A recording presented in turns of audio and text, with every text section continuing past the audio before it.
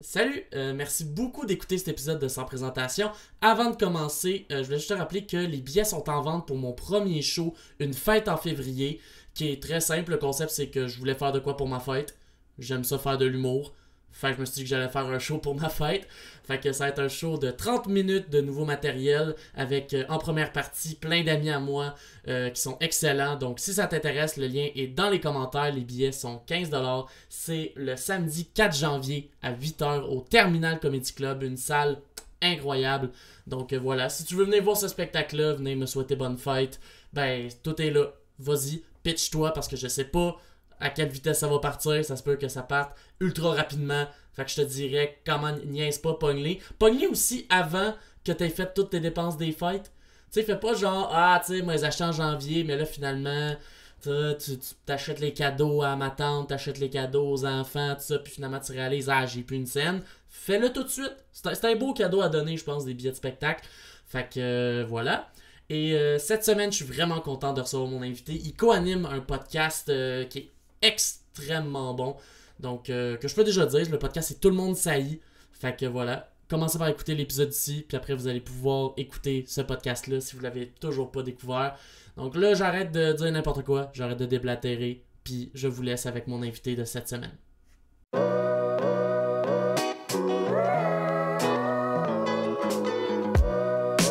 Hey, comment ça va? Ben ça va bien.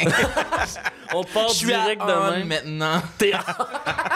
Depuis tantôt, on sentait la fatigue, mais là, tu t'es mis en mode showbiz. Ouais. J'ai oublié complètement mon mal de crâne. Mais je suis vraiment content de te recevoir. Merci de me recevoir. C'est vraiment cool. Je voulais commencer avec la question que j'essaie maintenant de débuter tout le temps. Mm-hmm. Qu'est-ce que tu voulais faire quand t'étais jeune, quand t'étais petit? Il y avait... je sais pas, c'était pas clair. OK. Il y avait pas je voulais pas être astronaute, là, tu sais. Mm-hmm. Mais je pense que j'étais beaucoup attiré par... je devrais-tu dire la télé? J'étais quand T'as pas le droit de dire la télé? J'étais attiré par le showbiz. OK? J'avais envie de... C'était clair que je voulais pas... C'était clair que j'étais attiré vers des jobs non traditionnels Mm-hmm. qui nécessitent, aux yeux d'un enfant, qui ne nécessitaient pas de travail, genre. Ouais, Que je voulais ouais. pas travailler. Ouais, que quand t'es jeune, tu regardes, mettons, quelqu'un Ouais. qui anime à la télé, pis t'es comme, ben là, il fait juste parler devant des caméras, c'est facile. Exact. Être un comédien. C'est le fun à faire. J'ai longtemps eu la croyance qu'être comédien, c'était facile. Finalement, je suis poche, là. Hey, Chris. Mon Dieu. tellement- Les T'as-tu eu des fois- expériences de jeu? Quelques fois. Puis ça dépend. Je suis tout ou rien. Des fois, je me Ok. trouve bon. Puis d'autres fois, je suis bloqué. On dirait que ça veut pas y aller. Puis je suis pas capable. Puis plus je refais la take, mettons, plus c'est un fiasco. Plus je m'enfonce shit. dans le être vraiment nul à chier. Ça a été quoi le rôle le plus tough que t'as dû faire? J'ai pas fait beaucoup de rôles. Là, tu sais, Ouais, mais mettons celui que tu te rappelles que c'était la pire expérience, la plus gênante dont je me rappelle, c'était une publicité pour la Gaspésie, pour attirer les jeunes à aller travailler en Gaspésie. OK. Je sais pas si j'ai réussi. Mais parce que moi, c'est surtout le meilleur modèle pour attirer les jeunes à travailler en Gaspésie, c'est un humoriste qui a ditch la Gaspésie pour travailler à Montréal. Absolument. Mais c'était des amis qui travaillaient sur le tournage, puis qui m'avaient invité à... C'était un minuscule rôle, là, tu sais. J'avais une phrase à dire, je crois. Puis j'étais avec Oli Roberge, que lui, il jouait l'autre rôle. Il jouait comme mon patron, puis moi, je jouais le rôle... je jouais le rôle du gars qui quitte son emploi en ville pour retourner en Gaspésie. OK. Puis qu'il y a comme un regard rêveur de « Ah oui, j'ai déjà hâte d'être sur le bord de la mer. » Oh, oui. Je suis aucunement capable de jouer toutes ces nuances-là. là. Puis j'avais une phrase à dire, je me rappelle même pas c'était quoi, mais au fur et à mesure qu'on faisait les takes, que je voyais que le réalisateur était comme ça fonctionne pas, ça marchera pas, on n'est pas satisfait. Finalement, ils m'ont juste fait dire oui. Puis finalement, ils m'ont enlevé le oui. Finalement, c'était oui. Je suis pas mal sûr de ce que je dis. J'ai un peu bloqué ce souvenir-là, mais je suis pas mal sûr que finalement, je fais juste un sourire. Fait que t'es passé de une phrase à un mot à on va même Un pas sourire. garder le mot. Je crois. Puis même le sourire, il était tellement... Tu sais, quand on te dit de faire un sourire on take plusieurs fois de suite, finalement, t'as juste comme un tic de lèvres de comme... Ouais. Ah non. Ah, super honte de ça. Mais déjà, juste sur une photo, se faire demander de sourire, c'est tout le temps ton pire sourire de psychopathe qui ressort, là. C'est jamais... Ouais, moi, j'ai pas eu l'habitude de sourire sur les photos, là. J'ai toujours haï ça. Ma mère, elle me demande tout le temps de sourire sur les photos, mais... ça sera tout le temps être... Ça va tout le temps être ardu. Ouais, je finis toujours par... mettre ma langue entre mes deux doigts. C'est ça. C'est que toi, tu dois faire la silly. Tu dois faire la silly avant tout le monde pour qu'il y ait un sourire. Absolument. Ouais. Ou sinon, je fake un rire pour créer un sourire. Oui, exact. Ouais. Ça Voilà. On m'entend souvent faire ça quand il faut que je prenne une photo. C'est ce rire-là. OK. C'est ton rire photo. C'est mon outil de travail. Oui, effectivement. Je l'utilise. Oh, Chaque shit. fois. Ouais, j'essaie même plus de faire autrement. Je sais qu'en riant comme un clown, ça crée un sourire. Ça marche. Ouais. C'est qu'au pire, tu trouves... C'est qu'au final, tu trouves que c'est tellement ridicule que ça te fait sourire toi-même. Fait que t'es juste comme, gars. Mais c'est ça, puis ça surprend les gens. Si c'est une photo de groupe, ça fait rire les autres. Effectivement. Ouais. OK.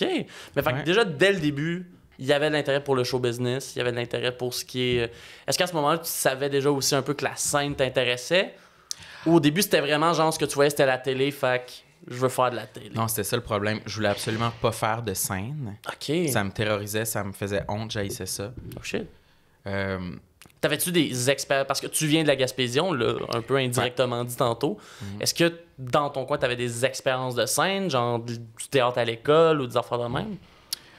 non. Très peu d'expérience. Je voulais pas en faire. Ma mère faisait du théâtre. De temps en temps, elle faisait des pièces. Là. Il y avait une petite troupe par chez nous. Puis, je voulais pas faire d'impro moi-même, je voulais pas faire de théâtre, mais il y avait pas vraiment de troupe de théâtre à mon école, ni à ma polyvalente, pas à ce que je sache. Tout ce que je me rappelle, c'est genre dans un camp d'été, être monté sur la scène parce que chaque cabine devait présenter un petit spectacle. Ouais. C'est peut-être ça ma seule expérience. Genre de petit talent show de camp de vacances, là. Ouais. Exactement. Puis on avait fait une genre de mini-pièce de théâtre comique, là. Mais j'avais pas... Je me rappelle que ça avait été un moment où... Je me rappelle que les gens, ils riaient dans la salle, mais pas assez pour me donner la piqûre de rien. Tu sais, c'était juste resté un souvenir de « Ah ouais, cette fois-là, on était nice. » Ouais, puis surtout qu'à ce moment, t'es avec plein d'autres personnes, fait que tu te dis genre, ah, c'est-tu moi qui fait rire ou c'est juste l'œuvre en général? Ouais, c'est ça. C'était pas trop clair dans ma tête si ça venait de moi ou du groupe. Mais non, sinon, à part ça, j'ai toujours eu honte. Tu sais, voir un match d'impro, jusqu'à tout récemment, ça me faisait honte, là. Rentrer dans le plancher, je voulais me cacher, je me cachais les yeux. J'étais comme, oh, non. Puis j'ai jamais su me l'expliquer exactement pourquoi. Mais il y a clairement quelque chose à aller... psychanalyser chez moi là-dedans parce que, tu sais, clairement... Parce que là, on parle pas de jouer, toi, c'est juste regarder un match d'impro. Exactement. Tu te sens pas bien. Oui, puis le théâtre aussi, puis regarder Ramdam, ça m'a toujours fait honte. Ah ouais? Oui, je regarde... Oui, Ben, voyons donc. Je sais pas, on dirait que quand les répliques étaient comme trop évidentes, quand on voyait trop le texte à travers... J'étais vraiment un enfant très, très difficile. Mes standards étaient très hauts en termes de acting. Je regardais à la télé, je suis comme « Wesh, ils sont poches, j'ai honte! » Mais oui, mais... Je suis pas fier de mon Québec. Non, c'est ça. Mais clairement, c'est quoi, tu sais, moi je me fais violence en montant sur scène parce que maintenant c'est ça que je fais comme métier, tu sais, fait que c'est un peu... c'est pour ça que je me demande justement... Une dualité bizarre. C'est où donc dans ton développement, ou juste dans ta vie, que t'as découvert le stand-up, que t'as découvert l'humour, juste la forme comme tu fais aujourd'hui? Ben, en vieillissant, par exemple, j'étais plus attiré vers les métiers genre avocat, publicitaire. On dirait que j'étais attiré par un lifestyle plus que par un métier. OK. Puis, fait que j'ai fini par étudier en publicité puis en communication. Mais finalement, j'ai jamais Fait qu'en réellement... gros, avocat publicitaire, ce qui t'intéressait, c'était la coke. C'est ça Oui. que je comprends. Pour vrai, oui. Pour vrai, moi, me retrouver comme à Hollywood avec une décapotable, faire de la coke sur une surface en marbre, j'étais comme, ouais, ça m'intéresse. Ça se comprend. Ouais, mais c'était pas des choses qui se disaient chez l'orienteur. Fait que j'ai gardé ça. J'ai gardé ça intérieur. Puis j'étais comme, on va voir. En même temps, tu sais pas, peut-être que si tu aurais dit, l'orienteur aurait fait, ben, tiens, voilà un billet de 100. Get started. Oui, il m'aurait initié. Fait que j'avais un peu tout ça en tête. Fait que c'était toujours pas trop clair exactement qu'est-ce que je voulais faire de ma vie. Mais bref, je me suis engagé vers la publicité dans mes études. Puis, on the side, j'avais toujours un petit peu des projets. Tu sais, j'aimais ça faire un peu de graphisme, faire des blogs.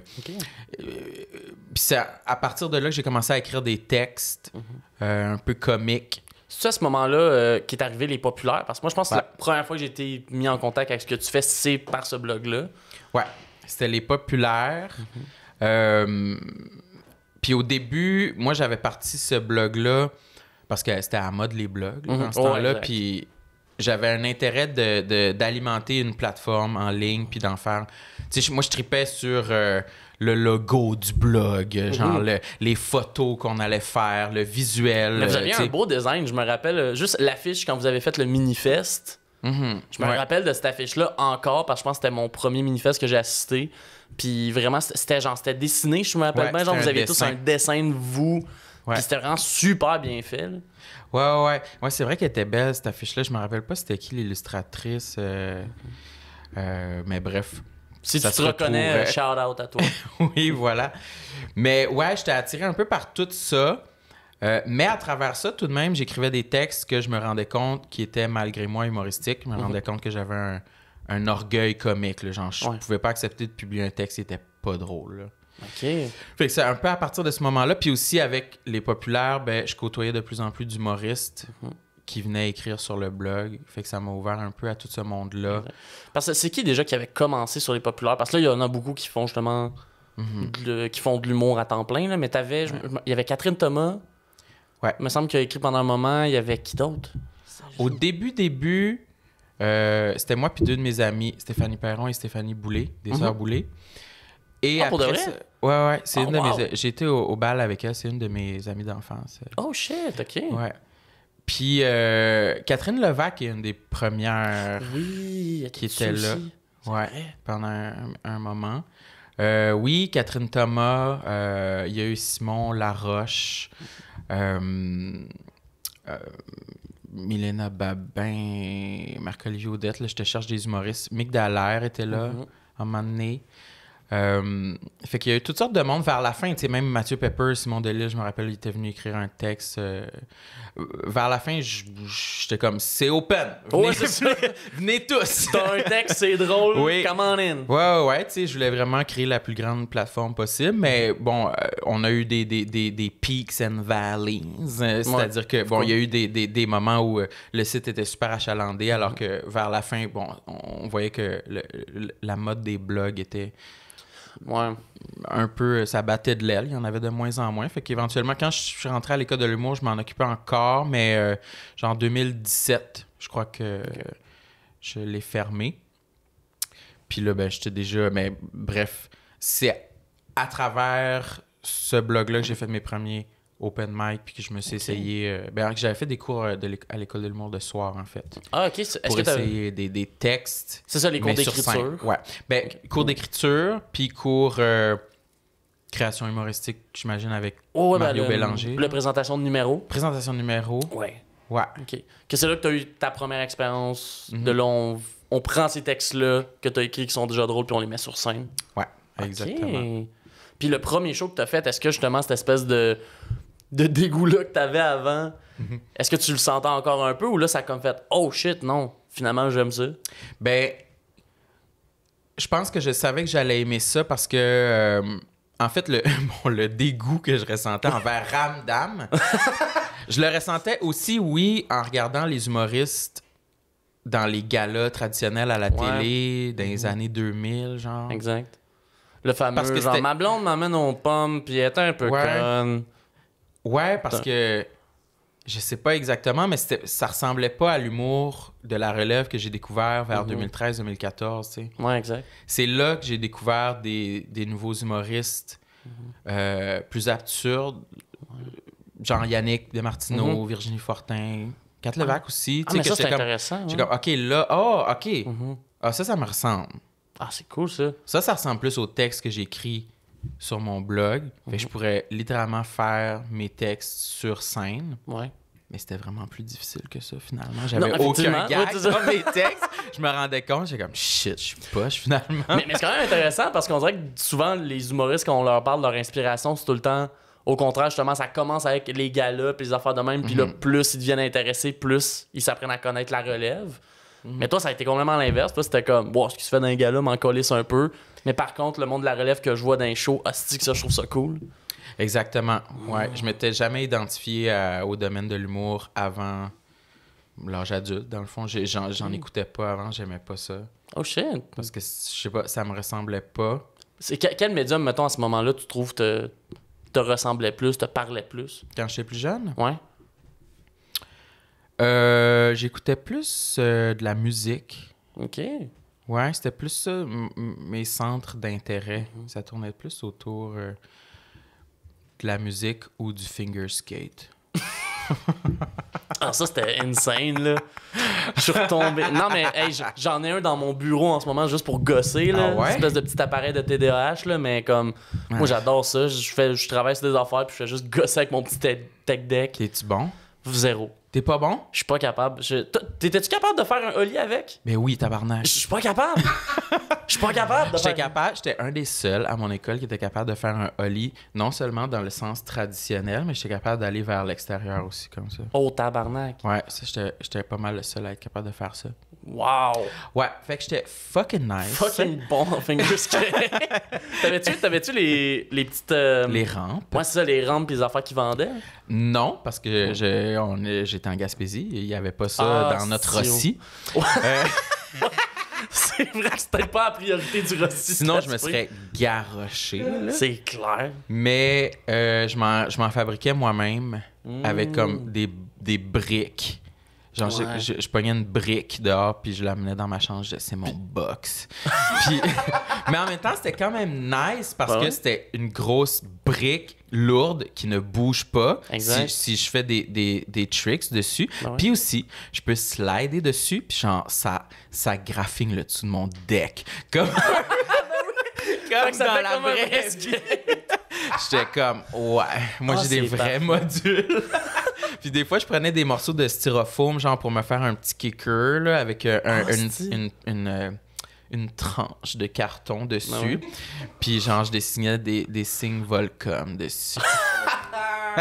Mais surtout, ce qui est insane, c'est que vu que ton box c'était une brique, tu sais, on s'entend un box dans la vraie vie. Tu sais, ta brique était comme large de même. Un box de même, tu peux pas faire un lit là-dessus. Alors, personne peut sauter là-dessus. Là. Mais ça, il était disproportionné un peu. Mais c'est pour ça que toi, t'es devenu super bon. Toi, tu faisais sur des box qui font 2 fois la taille d'un être humain. Ouais, là, fallait que je kick haut, là, vraiment. Là, on rentre dans les temps peut-être un peu. Non, je pense que ça intéresse tout le monde. Je pense que tout le monde intéresse ça, le finger skate. Ouais, mais j'en ai racheté récemment. Chaque fois que j'en vois en magasin, j'ai de la misère à pas en acheter. T'as-tu vu que maintenant, ils ont sorti aussi des genres de finger BMX? Mais ça existait avant, mais sûrement qu'ils sont plus avancés technologiquement. Ben là, maintenant, mais j'en ai pas vu, non? À quoi ils ressemblent? C'est un très petit vélo. OK. C'est un très petit vélo, puis là, ben, je sais pas comment tu te places là-dedans pour essayer de faire les tricks, mais... Il y a pas des endroits spéciaux pour mettre nos doigts? Non, exactement. Genre vraiment, le banc, c'est un banc de BMX. Fait que j'imagine tu mets un doigt là comme si c'était ton cul. Je sais vraiment pas. Ouais. J'ai vraiment pas fait autant de recherches parce qu'on dirait, je me suis dit, le tech deck, c'est plus clair. Tu mets tes doigts de même vraiment comme tes 2 pieds. Ouais, il y a moyen de faire des trucs. C'est ça. Il y a une BMX. expertise à aller chercher. Exact. Il y a une recherche. Oui. Tu fais pas juste pogner le guidon du vélo puis le spinner. Ouais, c'est ça doit juste être ça au final. C'est juste tu mets 2 doigts puis là, tu fais oh oui, je fais des tricks, mais comme non, tu shakes un C'était très quoi petit ça? vélo. Comment ça s'appelait le trick de BMX là, que le gars il fait justement là, il faisait spinner tout le corps de son vélo autour du guidon. Je sais pas ce faudrait demander à Charles Deschamps. Ah, si ça serait ça. Faudrait demander. C'est sûrement genre un butterfly flip. Sûrement. C'est ce que j'ai Sinon, il y a décidé. pas d'allure. Attends, je me demande s'il est connecté. J'ai legit envie de lui demander parce que là, sinon, la question va me traumatiser. Ouais, c'est quand même important. C'est Les gens très vont... important. Oui, ça va me traumatiser si je... Ah non, je sais! C'est Tu un l'as- tail whip, c'est ça? Oui, je pense que c'est ça. Je pense que c'est un tail whip. Est-ce qu'on peut faire la recherche? Tail whip? J'ai déjà écouté les X Games à RDS. Ben oui, ils sont cool, les X-Games. Ah, puis j'avais un jeu de PlayStation aussi, De BMX? Matt Hoffman BMX, Ah, si, je le qui connais était pas, comme ce jeu-là. l'équivalent de Tony Hawk, mais au BMX. Ah, ouais. Mais c'était vraiment moins le fun parce que c'était Ouais. beaucoup plus laborieux. là. Surtout le nom du gars qui représente le jeu est sûrement moins connu que Tony Hawk. là. Effectivement, moins connu que Tony Hawk, Est-ce qu'on a le tail whip? mais forcément dans le top des BMXeux. Ça a l'air d'être plus trottinette, mais je vois quelqu'un qui fait un tail whip avec un BMX. Mais les 12 premières vidéos YouTube de How to Make a Tail Whip, Ah ouais? c'est avec trottinette. Mais en même temps, ça ferait du sens parce que les deux, au final, c'est C'est le même mouvement. là, c'est tu ça, sais. exact. Ouais. Fait que ouais, non, ça doit être un tail whip. Trottinette, as-tu déjà fait ça? Non, jamais. Mais pourtant, je pense, j'aurais voulu. J'ai commencé pendant la pandémie à faire du vrai skate. Ben là, Ben, pourquoi on parle d'autres choses depuis tantôt? ben, je sais pas. Si je voulais parler de ta carrière, mais on peut parler de skateboard. Ah, t'as un vrai skate! J'ai un vrai skate, mais je suis pas. Tu sais, je suis pas capable de faire un ollie en finger skate, mais je suis capable de le faire avec un vrai. Ok. Ça En va quand roulant? même. En roulant? Ouais, en roulant. Je suis capable de le faire. Il est pas encore 100% tight, mais je suis capable de le faire. Puis, mais il y a une affaire, c'est que j'ai l'impression, tu sais, tous ces sports extrêmes-là, trottinette, BMX, skate, faut que tu commences jeune. Quand t'as pas peur de te faire mal. Exact. Ou est-ce que t'es comme, hey, si je me pète la gueule, au pire, j'ai un. Tu sais, je vais me péter un bras, c'est pas grave, je vais avoir un beau petit casque que le monde va pouvoir signer dessus. Moi, je sais que si je me pète un bras, c'est 2 semaines où, genre, ça va être compliqué. 2 semaines? Ben non, c'est vrai, même plus. Là, ça va être un mois. Genre 2 mois, ouais. Ouais, c'est comme. 6 semaines dans le plat. 6 semaines dans le plot où là, tu sais, ok, ben là, comment je rebook des shows à la job, comment je m'ajuste, tout ça. C'est comme trop de gestion pour que je me permette de faire des moves où je me pèterais à la gueule. Mais au final, c'est ça. Et moi, j'avais C'est ça que tu déjà peur à genre 14 ans. Là. À cet âge-là, J'avais ouais. déjà peur Exact. de me faire mal. là. Ouais, vraiment. Moi, Ouais, je suis full moumoune. Là. tu t'es-tu déjà cassé quelque chose? La cheville. Ah ouais? Ouais, la cheville, c'était à l'âge adulte à Montréal, Ah, ok. proche. C'était pas en skate. J'avais juste glissé sur la glace. Oh non. Sur le trottoir. Proche du métro Mais t'as-tu Laurier. essayé de faire un ollie juste avant? Ouais, j'ai flippé, là. Oh non. Non. Mais non. J'avais juste tombé sur la glace parce qu'il y avait de la construction, je pense, puis il y avait clairement un tuyau. Ah, genre qui avait cassé tuyau et qui avait de- tout gelé. genre. Ouais, il y avait de l'eau, des grosses montagnes de glace sur laquelle j'avais marché Oh non. en espadrille. Oh, ouais.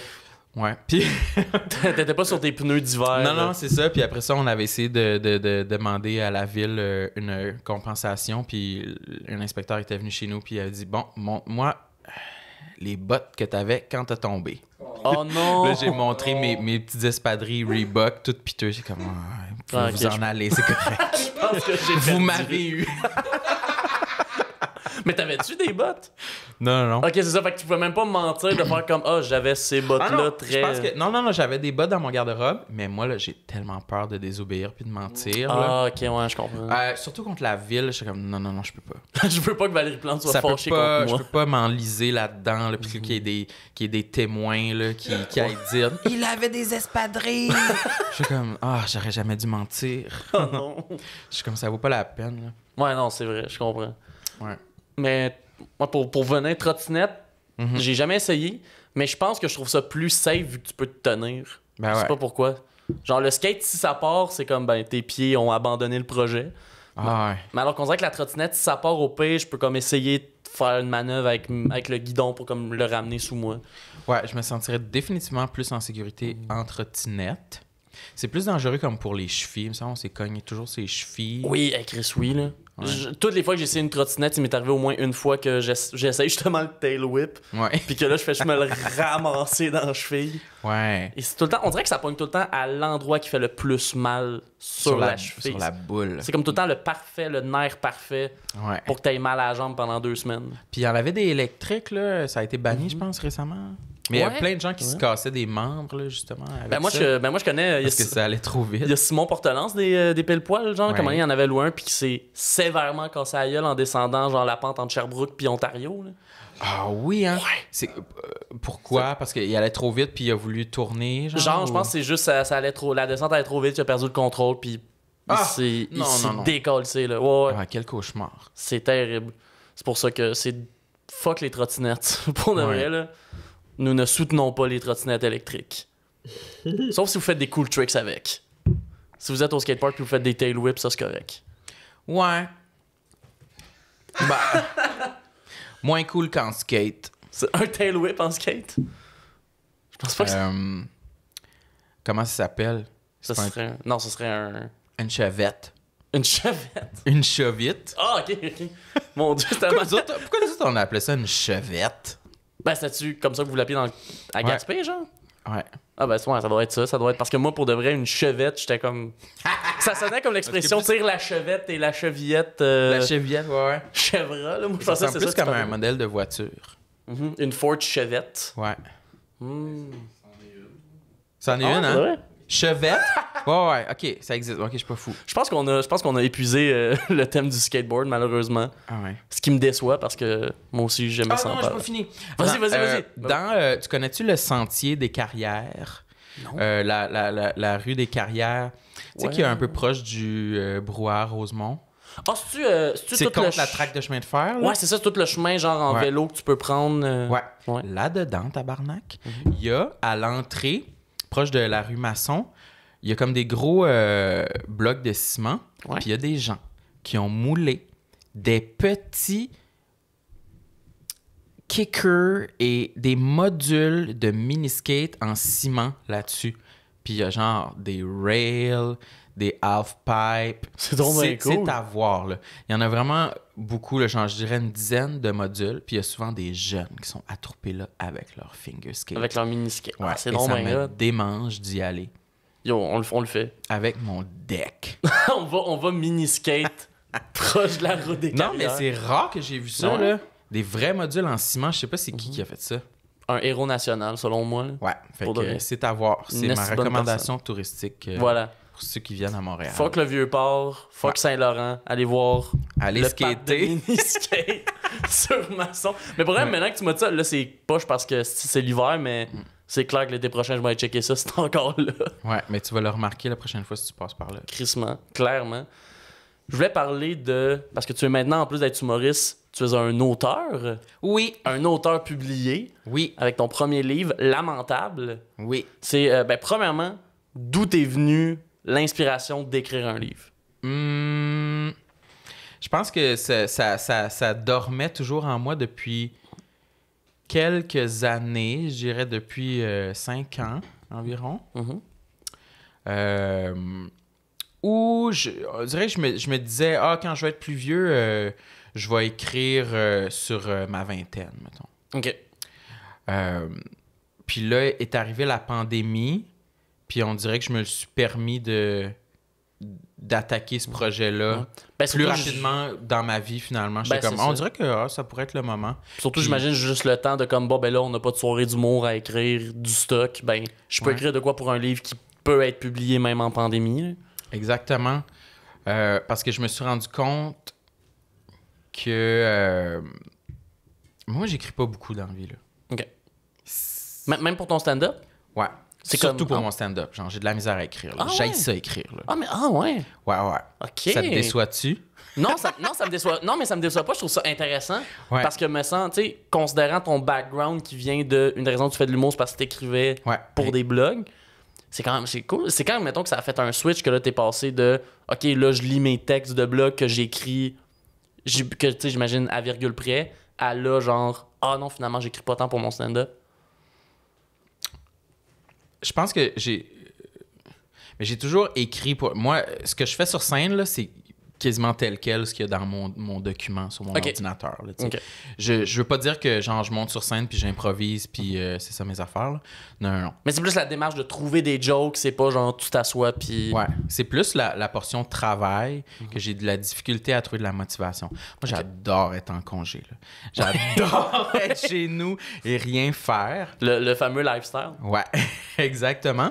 Mais là, j'ai réalisé récemment... Là, excuse, là, je sais pas si je réponds tout à tes questions, mais on reviendra. pas de Là. stress. Mais j'ai réalisé que ce qui me motive à écrire, c'est les projets et non les numéros. Ouais, Genre, exact. je suis pas tant motivé pour écrire. OK, cette année, qu'est-ce que je pourrais écrire pour mon numéro que je voudrais pitcher pour les galas? Genre, je suis pas motivé à faire ça. Ouais. Mais là, pour mon livre, justement, j'étais comme motivé par le projet. J'étais motivé par l'épaisseur du livre, la couverture, la couleur de la couverture, la typographie de mes chapitres. J'étais motivé par tout ça. J'étais motivé par l'objet. Plus que tout le reste, mais cette motivation-là me faisait en sorte que je mettais le travail nécessaire. Ouais, je mettais le travail nécessaire dans l'écriture. Mais c'est weird, hein? C'est pas weird pantoute parce que sais-tu quoi? On dirait que j'ai eu la même réalisation en sortant de l'école. Parce qu'on dirait qu'à l'école, ben, tu pourrais dire que c'est aussi avec une même. Tu sais, on te le montre beaucoup avec les vendredis par, ben là, t'écris un number de 5 minutes qui doit être un milieu, début, fin de quelque, tu sais, mais dans un 5 minutes. Ouais. Puis là, quand t'arrives dans le monde des bars, c'est comme, OK, ben là, maintenant, faut que t'aies un bon 5 minutes pour avoir un bon 10, pour avoir un bon 15. Puis on dirait que je suis sorti de l'école en réalisant, moi, l'affaire que je voulais faire dans la vie, la raison pourquoi j'aime ça faire de l'humour, c'est pour faire des spectacles. Ouais. Tu sais. Puis je me suis dit, mettons, en sortant de l'école, je me suis dit, hey, qu'est-ce qui m'empêche dans la vie de vouloir écrire un spectacle? Pas nécessairement de le produire, pas nécessairement que ce soit une tournée, tu sais, ça, c'est pas de mon contrôle, mais juste d'avoir une heure de matériel écrite sur un sujet. Parce que moi, personnellement, les spectacles que j'aime le plus, c'est quelqu'un qui parle de quelque chose. Mettons, l'heure de Charles Beauchesne sur la peste noire. Ouais. C'est l'une des affaires les plus géniales que j'ai vues en humour. Fait que je me suis dit, pourquoi je me permettrais pas ça?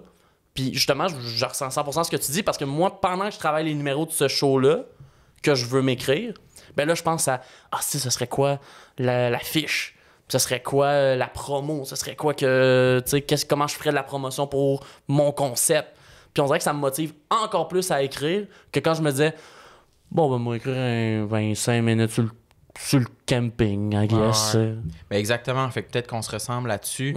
Puis moi, je l'avais pas compris à mes débuts. Puis là, je commence à le comprendre que justement, pour un show, je suis pas tant motivé à écrire juste des numéros dans le vide, plus que ça serait quoi le concept du show? Exact. S'il y a une thématique? Comme tu dis, ça serait quoi l'affiche? Ça serait... Il y a de la visite? Non, Est-ce que c'est une surprise pour moi? Oui, on a réussi un professionnel du tech deck. C'est-tu Matt Hoffman? Mais oui, exactement. Genre, ça va être quoi l'affiche? Ça va être quoi le titre du show? Ça va être quoi la musique qui va jouer quand le monde va arriver dans la salle? Tout ça, tout l'emballage. C'est peut-être mon côté, justement, qui rejoint...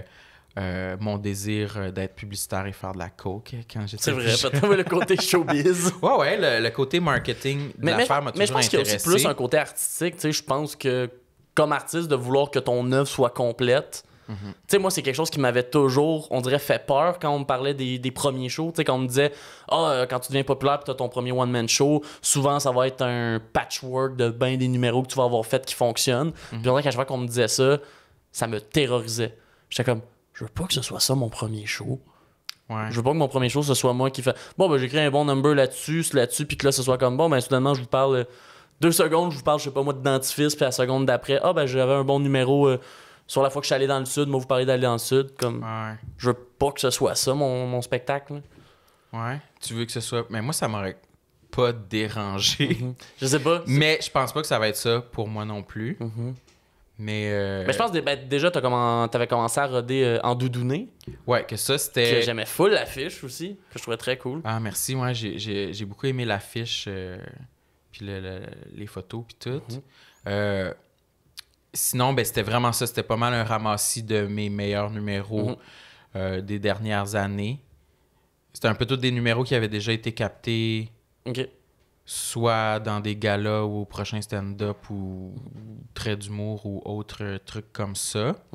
Fait que c'était comme un peu ma genre de carte de visite pour la pandémie, si les gens voulaient venir me voir. Fait que j'ai fait quand même une couple de... Je l'ai pas fait tant que ça, je l'ai fait genre 8 fois, mettons. Ce qui est quand même cool. Oui. C'est quand même un bon... Ça a été super bien reçu, puis tout. Mais là, tu vois, je l'ai arrêté parce que j'avais plus envie de le faire, puis on dirait que j'avais envie de retourner à la table à dessin. Exact. Puis vraiment plus faire un travail conscient de qu'est-ce que je voudrais présenter pour l'année prochaine. C'est ça. Fait que là, je travaille là-dessus Très cool. en ce moment. Fucking nice. Mais fait que pour venir à Lamentable... Ouais, j'en ai full pas parlé. C'est bien correct. Mais pour le moment, on a parlé d'autres affaires, puis c'était bien correct. Chris, c'est un podcast, là. Tu le sais que... Tu le sais en tant que fellow animateur de podcast que des fois, on veut puis on est comme... Câlisse, on était rendu où, là? Ouais, absolument. Ça a été quoi aussi l'idée? C'est parce que ça, tu disais déjà que tu avais l'idée de parler de ta vingtaine. Ouais. Mais ça a été quand même pour toi comme expérience que tu écrives ton premier livre puis que ton premier livre soit un peu une autobiographie d'un certain point, là, une autofiction en fait. Ouais, c'est une autofiction.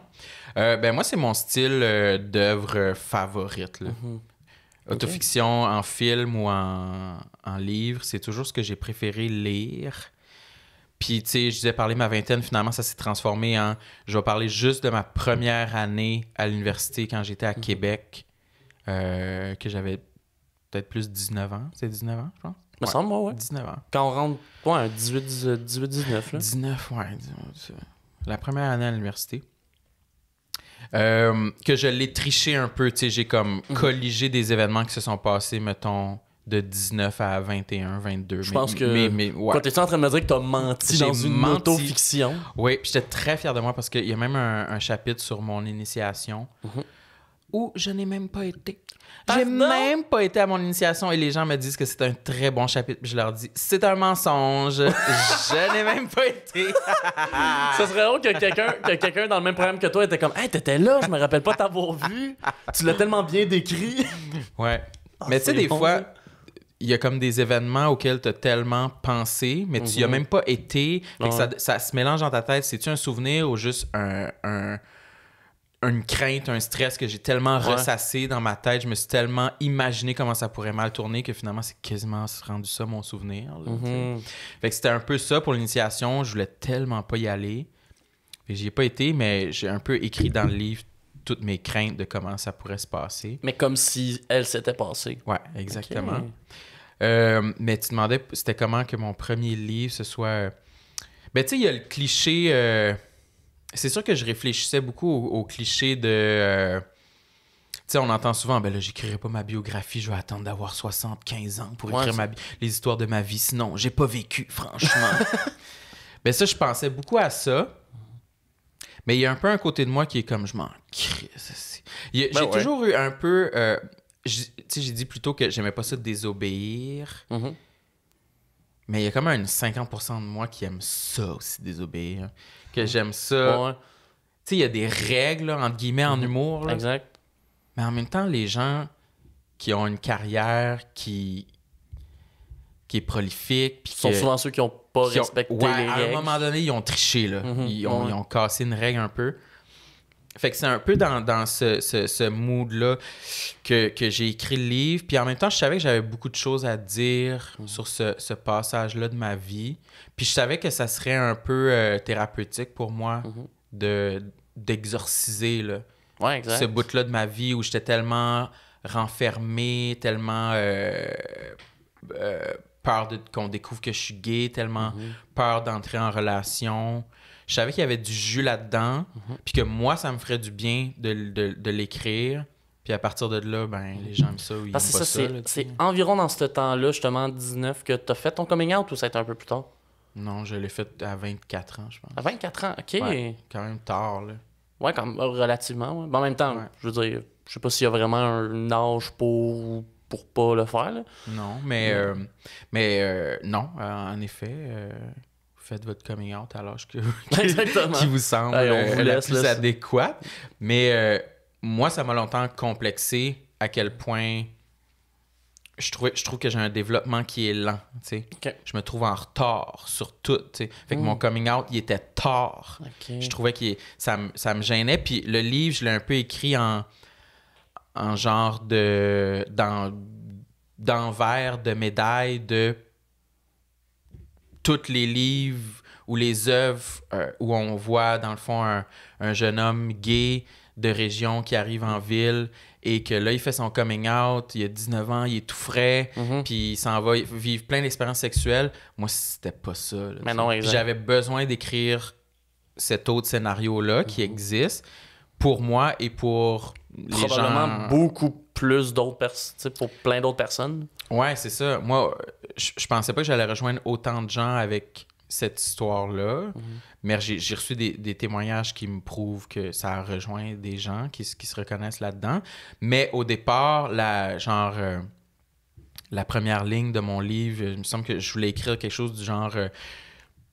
je sais qu'écrire ce livre-là, c'est complètement disproportionné comme effort artistique versus le nombre de gens qui vont se reconnaître là-dedans, mettons. Là. Genre, il y a peut-être 15 personnes au Québec qui vont avoir vécu la même chose que moi, fait que c'est vraiment exagéré d'écrire un livre pour ça. Mais finalement, pas pantoute, il y a plein de gens qui se reconnaissent dans un ou plusieurs aspects. En même temps, faut pas se poser cette question-là. Là. Imagine si Tolkien avait fait comme... Qui va se reconnaître dans des elfes puis des nains qui veulent coller un anneau dans un volcan? Ouais. Ah, je pense pas que ça va marcher. Absolument, mais je pense que ça parlait de... Le fait que je voulais écrire cette ligne-là, que j'ai pas écrit finalement, ça parlait de à quel point je me sentais différent, puis je me sentais... Peut-être un peu sentiment d'imposteur aussi. Là. Ouais. Et aussi... je sais pas, aussi à quel point ça me gênait d'écrire ça, tu sais. Ouais. Ouais, je pense que c'est ça. Ben ça, c'est de la gêne. C'est ça, tu rentres dans une zone aussi qui est très, très personnelle Ouais. de ta vie là-dedans. Là. Puis je me demande justement pour... J'essaie de bien formuler ma question, mais de repasser toute cette histoire-là, justement, puis ce moment-là de ta vie pour l'écrire, est-ce qu'il y a des affaires, justement, que tu as réalisées ou que tu as changé un peu ton souvenir de ces événements-là en y réfléchissant? Qui m'ont fait voir ces événements-là sous un autre jour. Ouais, exact, sous un autre jour. Oui puis non. Tu sais, je repense beaucoup à... Il y a une scène de cul, là. Grosse scène de sexe, là. Non, mais le livre culmine un peu vers moi qui fait une ultime tentative de coucher qu'une fille, mettons. Puis ça se passe, pour pas faire de jeu de mots, de façon lamentable, là, tu sais. Ah ben voilà, exact. Mais ça, je l'ai romancé un peu dans le livre. Mais ça me le fait voir... Dans ma tête, c'était full grave, cet événement-là. Tu sais, c'était full grave que j'ai pas réussi à coucher avec la fille, que c'était comme honteux. Alors que la fille, dans sa vie, sûrement qu'elle en a vu plein des gars qui sont comme... Oh, non. Oui, c'est ça. Elle s'en rappellerait jamais C'est ça. si seulement j'arrêtais d'en parler. C'est ça. C'est à chaque fois Elle de comme parler de- décroche, Là, si je m'en rappelais plus. Mais ouais, fait que peut-être dans ce sens-là, tu sais. Ouais.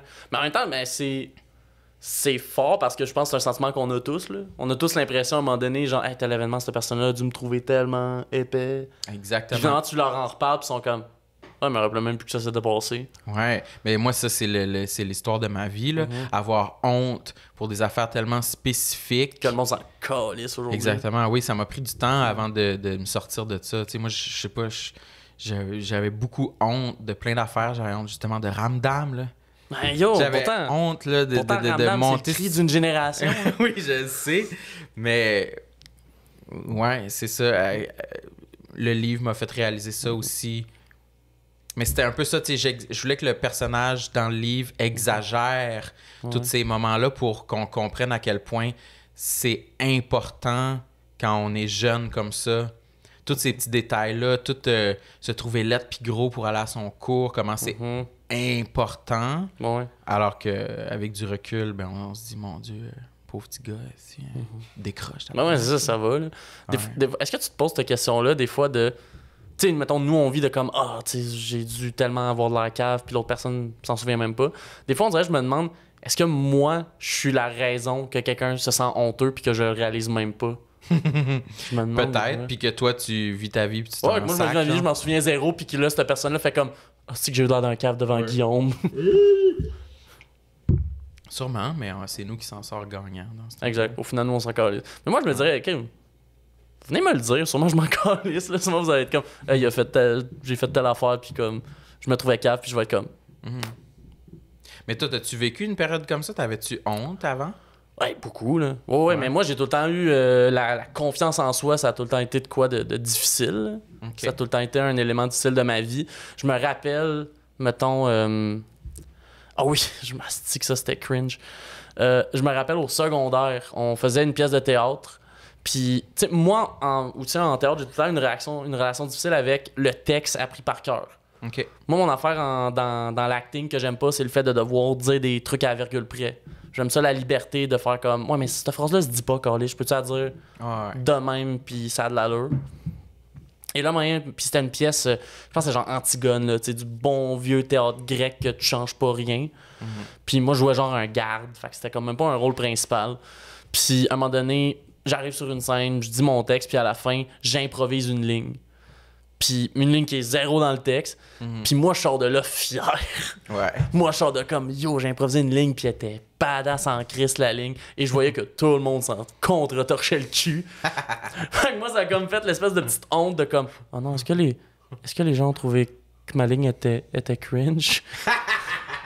Ah mon Dieu, je comprends tellement, c'est vraiment mon genre. Genre, est-ce que le monde a trouvé que ma ligne était pas bonne? Puis finalement, sûrement qu'ils ont même pas remarqué que j'ai ajouté une ligne. Là. Ils étaient juste ben trop concentrés à leur ligne à eux, puis au final, ça a juste... Ils ont même pas trouvé ça bon ou pas bon, ils ont juste même pas écouté. Absolument. Mais pendant longtemps, j'étais comme, oh non, je pense que les gens, ils m'ont trouvé cringe d'avoir ajouté une ligne dans Antigone.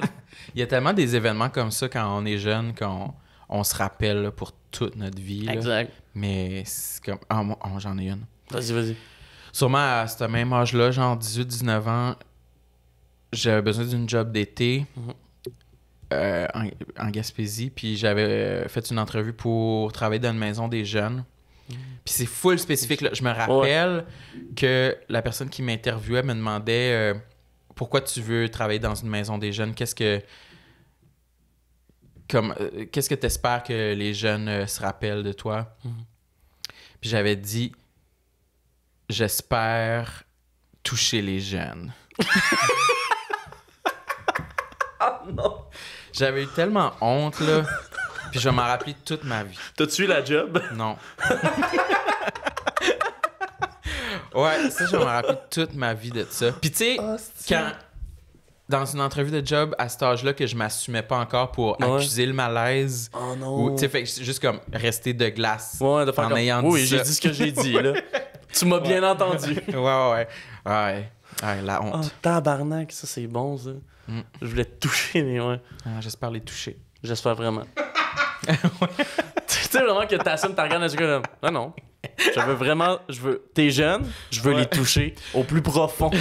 Puis même si on enlève le gag de pédophilie, exact. genre, Ouais, 100%. c'est quand même honteux. J'espère les toucher. C'est Ouais, quand même déjà, honteux.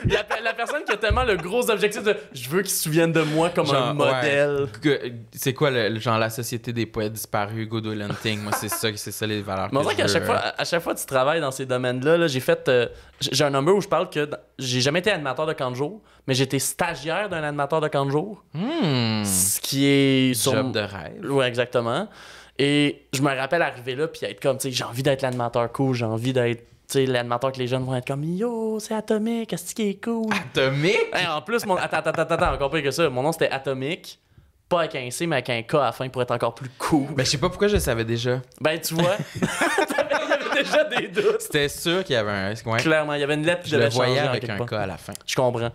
Puis, justement, moi, je veux arriver là en étant le plus cool des animateurs, puis finalement, ils s'en contre-torchaient le cul, là. Ben, c'est ça. Hey, ils s'en foutaient, là. T'espères pouvoir changer leur vie, t'espères pouvoir être la personne différente. Ils veulent juste jouer au qui ballon va avoir la chasseur. twist. Ouais, juste le bon ballon entre sévère, mais cool, Ouais, mais ils te c'est ça. respectent, mais ils ont envie de chiller avec toi. Moi, il y a eu un bref moment où je me disais que je pourrais être professeur à l'école. OK. Un peu dans cette vibe-là. J'étais Dans comme, quel, je pense que moi, je serais vraiment bon. C'est sûr que non, si j'aime même pas les enfants. Ouais, c'est sûr que dans ce cas-là, c'est un petit peu plus... Non, ça serait l'enfant. Mais je pense que c'est le gros problème aussi quand tu réalises dans ces jobs-là, si j'aime pas tant ça, les kids, finalement. Ah, mon Dieu, quel cauchemar. Puis que là, t'es comme, ah non, faut que j'y gère. Je pense pendant mon stage, c'est à ce moment-là que j'ai rasé. Tu sais, mettons, je sais pas moi, mes petits cousins ou des enfants de même, c'est bien cool de chiller avec, là. Mais travailler dans un domaine où tu gères des enfants à longueur de journée, j'en kickerais un. C'est pas possible. J'imagine, c'est sûr. Ça c'est- doit être difficile d'avoir des cas. Chris, oui, vraiment. Puis pour revenir à Lamentable, il y a aussi, tu sais, justement, tu parles beaucoup de ton coming out, mais là-dedans, tu parles aussi beaucoup de la vision que tu avais par rapport à ton propre corps. Ouais. C'est quand, mettons, dans ta vie environ, que tu as commencé à développer les problèmes que tu parles dans le livre? Ça doit être pas mal à cette période-là. OK.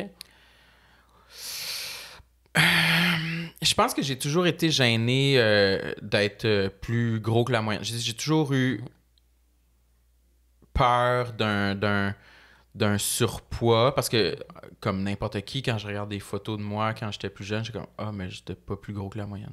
Non, extrêmement pas, là. J'avais pas de surpoids visible vraiment ou whatever, genre. Mais j'ai l'impression que ça a toujours été en moi et je ne sais pas pourquoi, parce que j'ai des souvenirs justement d'être au camp de vacances puis de devoir enlever mon chandail encore une fois sur la scène de théâtre. Je sais pas pourquoi, c'est peut-être là mon traumatisme. Tout a commencé sur cette scène de On m'a théâtre. déshabillé, ça. Non, mais il y avait une scène où, je pense qu'on jouait des sumos, genre. OK. Puis je me rappelle, sûrement que j'avais genre 9 ans. Puis il fallait que je sois en bédaine, puis déjà là, j'aimais pas ça, puis c'était comme... Hey, mais en même temps, c'était gênant pour moi. Pas grand monde serait à l'aise à 9 ans d'être en bedaine sur scène, là. Je sais pas. Je pense que... Ben moi, j'avais le feeling que n'importe quel petit gars s'en calissait avoir un T-shirt ou pas de T-shirt. Surtout au camp de vacances, là. La majorité des gars autour de moi, ça semblait être comme...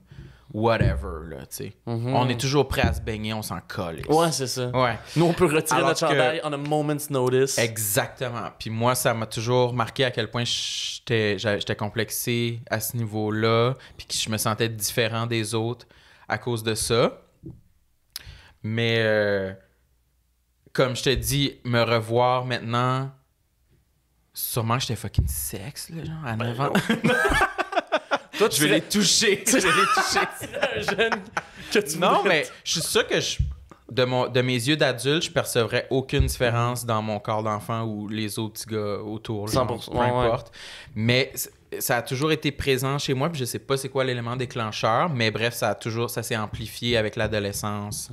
Puis arrivé justement à l'université, 18-19 ans, où ça me semblait impératif d'être le plus attirant possible pour me faire une blonde puis me débarrasser de mon homosexualité. Tu sais, c'était comme, Ouais. let's go, Parce que c'est quelque tabarnak. chose qu'on là. chasse Ouais, je à veux devenir grand- avocat, là, ça presse. là, tu sais. Ouais. Tu sais, on sait que l'homosexualité, ça se débarrasse à grands coups de chatte, là. Ouais, C'est comme, ouais, bam, ça s'en va. Ouais, plot cuni, là, tu sais. Ouais, voilà. C'est ça qui m'intéressait. C'est ça qui m'intéressait.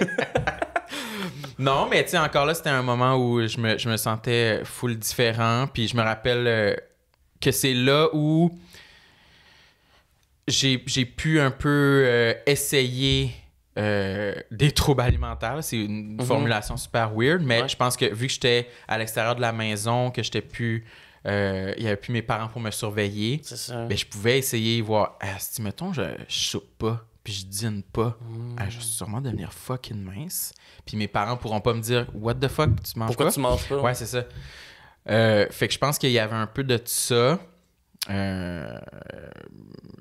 Fait que c'est là que ça a commencé un peu d'avoir un peu des troubles alimentaires. J'en ai encore, mais je suis vraiment, je pense, en train de m'en éloigner.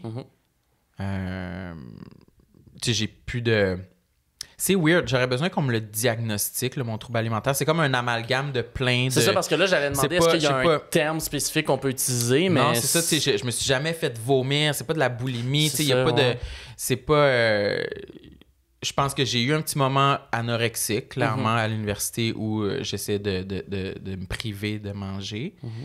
Mais ça a été intense pendant cette année-là, peut-être. Mais après, j'étais comme, OK, c'est pas viable, là, j'ai faim. Ouais, t'as comme réussi à reprendre un Ouais. peu le contrôle. Ouais. OK. Puis là, ben, aujourd'hui, je me sens plus... Ce serait comme... Je serais incapable de pas manger, tu sais. Puis il n'y a plus de sentiment de culpabilité en mangeant. Ouais, parce que c'est ça l'affaire qui est souvent le plus difficile à s'enlever après ces problèmes-là. Là, c'est de faire comme... OK, oui, je mange, mais est-ce que je mange en étant comme collé? Est-ce que je devrais pas en ce moment? Ou je mange juste parce que, ben oui, c'est la chose normale à faire. C'est un besoin essentiel. Ouais, absolument. Fait que, oui, dans le fond, en écrivant le livre, ça m'a permis d'un peu faire la genèse de tout ça. OK. Mais c'est vraiment cool. Puis comment tu perçois en ce moment la réaction? Parce que, tu sais, en ce moment, j'ai l'impression le livre est très bien reçu. C'est comment pour toi justement de publier cette première œuvre-là qui est ultra personnelle puis de recevoir une belle réception de même? Ben, je suis satisfait parce que c'était quand même un... Ça m'aurait fait chier, mettons, d'écrire tout ça et qu'il n'y ait aucune réaction. Tout le monde soit comme... Je vous ai tout donné, la gang. Là. Genre, j'étais fucking gêné d'écrire une scène de masturbation dans mon livre, là, puis il n'y a aucune réaction. Fait que là, au moins, le livre est apprécié, puis ça se vend bien, puis on a été en réimpression, puis... Fucking cool. Je crois que c'est même techniquement un best-seller. Au Québec, je pense que c'est 3000 copies. Je crois. Fait qu'on est autour de ça en ce moment. Puis oui, la réaction est super bonne. Puis ça me motive pour plein de projets pour la suite. T'sais, si jamais je veux en écrire un autre, je sais que ça se fait. Puis ça donne un bon CV. Là. Oui, je suis content d'avoir ça dans... J'aurais jamais cru... à date, clairement, dans mon parcours professionnel, je me surprends de plein d'affaires. Là, tu sais. J'aurais jamais pensé à avoir un podcast non plus qui est bien reçu aussi, ni un livre, j'aurais jamais pensé. Là, Tout le monde saillit, le podcast que tu co-animes avec Marilyn. Ouais. Que ça aussi, c'est tout le temps ma question de base quand je parle des projets, mais c'est d'où que l'idée est venue de Tout le monde saillit? Ben, c'est tout le temps... C'est encore un peu flou dans ma tête. Moi, j'ai une vraiment mauvaise mémoire, là. Ce qui est vraiment nul à chier pour un podcast, là. Mais je me rends compte que j'ai vraiment une mauvaise mémoire. Mais grosso modo, je crois que moi puis Marilyn, ben, c'est ma meilleure amie. Fait que chaque jour, on se parle au téléphone. Puis on parlait beaucoup de ça, de complexe, de... Je suis laid, je suis gros, j'ai des boutons. Tu sais, chaque jour, notre discours tournait autour de ça. Puis on se disait, Christ, qu'on est fatigant. Faudrait en faire un podcast, puis tu sais, tout garocher ça dans le podcast. Puis ça va nous faire du bien. Choses. Ouais, exactement. Tu sais, ça va nous faire du bien, puis on pourrait inviter du monde, savoir eux autres aussi, se trouves-tu laid, Christ? C'est ça qu'on veut savoir. Puis la pandémie est arrivée. Peut-être ça faisait 1 an qu'on disait à la joke qu'on pourrait avoir un podcast. Puis là, justement, avec la pandémie, je pense que le studio SF faisait genre un rabais, là. OK. Puis on était comme, finalement, c'est pas si cher, parce qu'on pensait que c'était fucking cher, puis c'était inatteignable de faire un podcast. Ben, il y en a des fois que ça l'est, là. Ouais. Je me rappelle quand j'ai commencé sans présentation, je checkais un peu au début les studios de podcast, puis j'étais comme... Ouais, ben, c'est pas avec un budget d'étudiant que je vais me permettre ça. Ouais, c'est ça. Ça prend un petit peu d'argent au début pour le starter. Mais bref, c'était vraiment aussi niaiseux que ça. Genre, ils faisaient une promotion, puis là, on a été voir leur prix, puis on était comme, OK, c'est atteignable. Fait qu'on s'est lancé là-dedans. Puis ça a comme tout de suite un peu fonctionné. Marilyn était chez Comédia dans le temps, puis Comédia a comme pris le projet pour nous aider, pour nous financer. Fait qu'on a fait 2 saisons avec eux. Puis après ça, on a volé de nos propres... C'est ça que là, maintenant, vous êtes rendu indépendant. Ouais, autoprod. De la grosse autoprod. Ouais, fait que c'est parti de tout ça. Puis il y a comme eu un intérêt un peu dès le départ. Le monde trouvait ça le fun. Ben, l'angle est intéressant, là. Ouais, c'est un peu une proposition différente quand même d'être plus... C'est un podcast plus emo. Oui.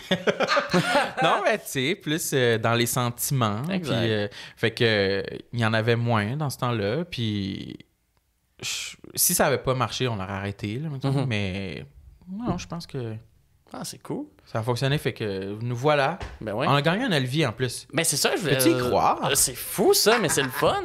Mais, en même temps, mais en même temps, c'est le fun, mais je me rappelle quand ça a été annoncé, ça a comme fait « Ah, ben oui, make sense. » Dans le sens, c'était vrai, c'était une belle victoire. Ouais. Ben, je pense que les gens ont... Je pense que les gens ils ont un attachement émotif à ce podcast-là. Un peu Ouais, comme exact. une doudou, là, tu sais. Mhm. Puis que pendant la pandémie, ça faisait full de sens d'avoir une doudou. Là. C'est ça, d'avoir de quoi où tu peux juste comme te reposer, un peu réconfortant, puis être comme Ouais. Ah, ok, même les artistes trouvent qu'ils sont laids, ok, c'est correct, je suis normal. Ben voilà, je pense que c'est un peu ça Je me demande la de- source du succès. De vos invités, c'est lequel, mettons, qui avait un complexe qui t'a le plus surpris? Parce que justement, j'imagine que pour beaucoup de monde qui écoute votre podcast, des fois, c'est faire comme Chris, cette personne-là, que je trouve genre parfaite, esti, Ouais. dit qu'elle aime pas son nez. Hein? Euh, Tu un qui t'a surpris? il faut que j'y pense. Il y en a pas. Ben, ils m'ont. Je nomme souvent celui de Adib. Mhm.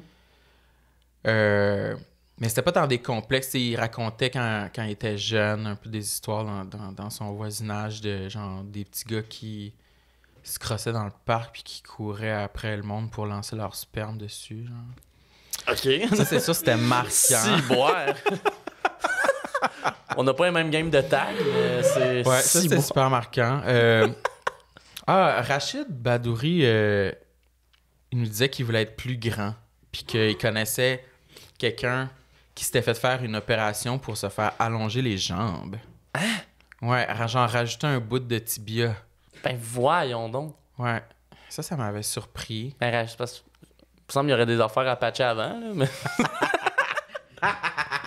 Ça, c'est notre affaire. Là. Des fois, on rit de ça. Là. On se dit, alors, Ben non. on invite quelqu'un. On invite quelqu'un. Puis on se dit, c'est sûr qu'il va nous parler de sa calvitie. Mhm. Fait que là, on l'invite comme. Fait que toi, Rachid, ta calvitie. Oh non, fait que là, Puis tu genre, crées puis des il est comme- nouveaux Là, il s'en complexes. calisse, là. Ouais. Mais je sais pas, je me rappelle pas s'il nous en a parlé. Mais non, je pense pas que c'était ça qui était au top de sa liste. Mais ça, ce serait terrible, mais en même temps tellement drôle qu'un Ouais. invité qui arrive, que vous essayez de parler de quelque chose, puis ça... C'est gros manque de sensibilité, là. C'est ça. Puis il est comme, il y a quelque chose avec mon nez. Fait que toi, t'es gros. Parle-nous-en. Les deux qui arrêtent pas de dire, hey, j'ai tellement souffert de penser que j'étais peut-être trop gros pour le moment. Ouais, fait que toi, le tas, là. Qu'est-ce que t'en penses de Toi, ta ça va bedaine? pas, là, depuis l'enfance que t'es gros, là. Parle-nous de ça, là. Oh my god.